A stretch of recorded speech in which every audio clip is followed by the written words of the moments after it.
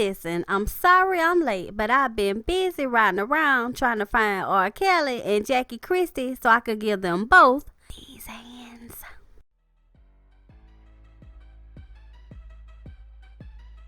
What's up, y'all? It's your girl, Aston Shanae. Welcome back to The Juice.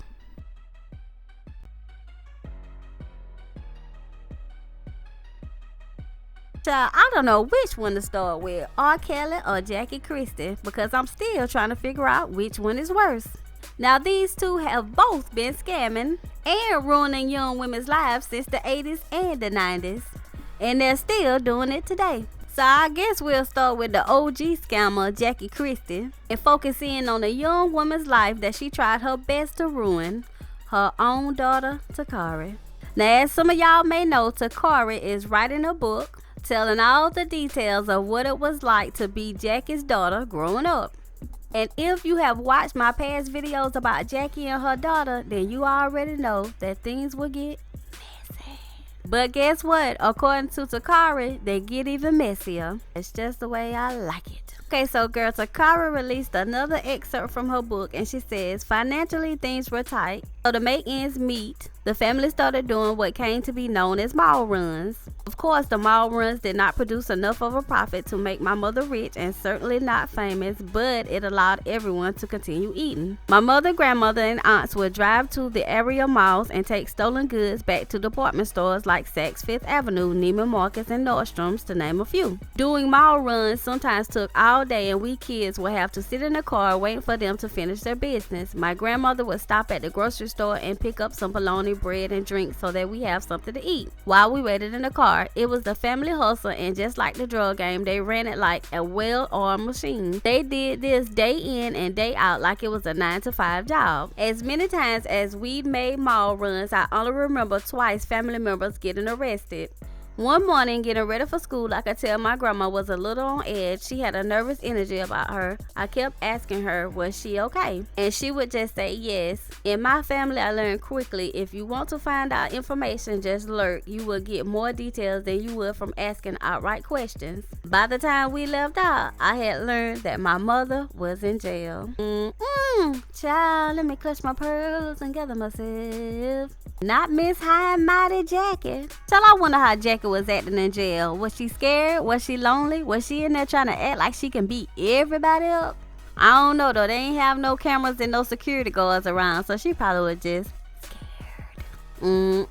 Anyway, child, Takari released another excerpt from her book, and it says, Grandma, my sister, and I were all asleep in my grandmother's room when we were awakened. My mother yelling, Mom! We all look at each other, not sure we heard correctly since we were on the third level of the house. My grandmother goes to the door and cracks it open. She hears some turmoil. She yells back, What?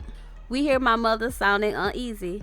He's fighting, she yells. My grandmother shouts back, Who's fighting? At this point, my sister and I are afraid, not knowing what is going on. My mother came flying up the stairs looking disheveled. She was in such hysteria we could barely understand the words coming out of her mouth. The gist of what she was saying is that she and my stepfather had gotten into a fight. My grandmother goes downstairs, and of course I was right on her heels. Hell, if they took my grandma, they were going to have to take me too, whoever they were. We go down and stop at the top of the stairs to the basement and garage. My grandmother calls my stepfather's name, but he doesn't answer. He calls him 2 more times, no answer. She then yells his full government name, and he finally says, Yes, Mom. My grandma and I go down into the garage, and we can clearly see it was a scuffle. Items from the glove compartment are scattered everywhere, and we see my mom's braids are all over the place as well. We walk around the SUV, and my stepfather is sitting in the Mercedes with his head down in his hands. The driver's side front door is all mangled up. My grandmother says, What's going on? When he looked up, my stepfather's face is red from crying. Child, it's a shame and a scandal. A shame and a scandal. But y'all know I minds my business, but I just want to say this. I cannot wait until this book comes out.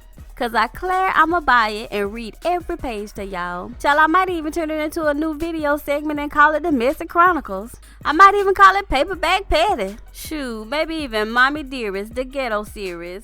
Child, I don't know yet, but what I do know, as soon as I get my hands on that book, It's gonna be on because I'm gonna be spilling all of Jackie's juice. Y'all know what I'm saying? Y'all know what I'm saying. Moving on.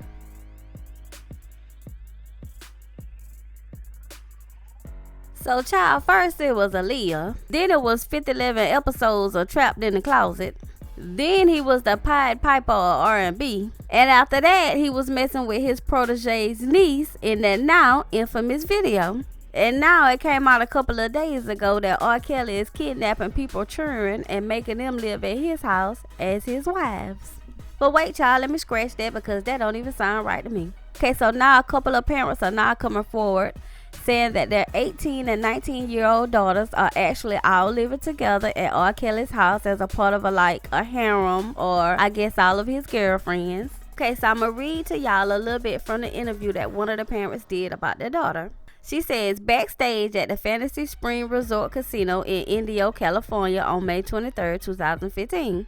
Jay was thrilled that her 19-year-old daughter's music career was going to make a major leap forward from recording demos and performing at talent shows to the chance of stardom, thanks to the help of an R&B superstar. When we got to go backstage with R. Kelly, we stayed there over 2 hours, said Jay. One-on-one with just me and my daughter and him. We went back to talk about the music. He listened to her CD. He was going to help her with her CD, and I was really impressed with him at first because I have always been an R. Kelly fan. Then it says soon enough he'd invited her to fly out to the Indio concert on his dime. Jay said she heard about past sexual misconduct accusations against Kelly, but wasn't overly worried.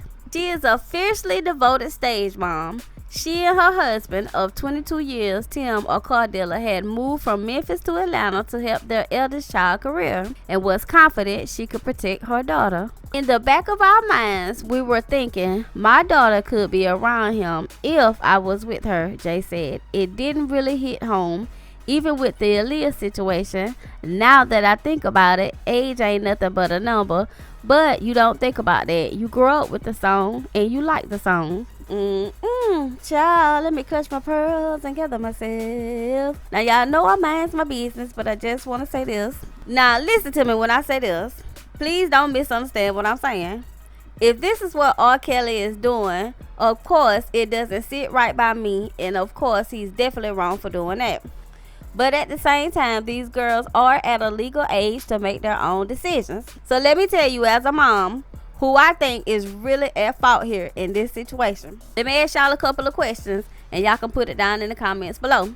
When Michael Jackson was alive and he invited your sons to come spend the night at the Neverland Ranch, would you have let him go? Just answer that honestly down in the comments. And if you did let him go, you already knew what was going to happen to him. So either you did not care about your child, or you were willing to put your child at risk to be able to sue him later on down the line. Am I right? I'm right. Okay, so the same thing with R. Kelly. We all heard about R. Kelly from the 90s on up until now. I don't care if your child was 18 or 19. We still have the task of protecting them until our last breath. Am I right? I'm right. If you were so worried about your child knowing his past history, why in the world would you ever let your child be around him, even in your presence, let alone let her fly to where he is with no adult supervision? Wait a minute, child. Let me calm down. Let me bring it on back. Like I said, yes, I am a mom. So to me, this story seems just a little bit ridiculous. I think at some point in a situation like this, the parents should also be held responsible if any kind of charges are brought against R. Kelly. Y'all knew what y'all was doing. Y'all knew what y'all was getting y'all daughters into. But just the fact of thinking you'll have a little bit of money and a little bit of clout and a little bit of 15 minutes of fame clouded your judgment when it came to your child that you were supposed to protect. So child, since I done got all the way out of character, I'm just gonna leave it at that, and I want y'all to tell me how y'all feel about this situation down in the comments. Y'all know what I'm saying. Y'all know what I'm saying. Moving on. Well, I'm definitely gonna need you guys' opinions in this situation, because y'all know I don't get in other people's business like that. Well, we're about to be out of here, but before we go, we want you guys to leave us a like. And remember to subscribe to our channel for the juiciest gossip commentary around. And don't be shy. Leave us your opinions in the comments. Good, bad, or indifferent. I love them all. And with that being said, you guys, we are out of here.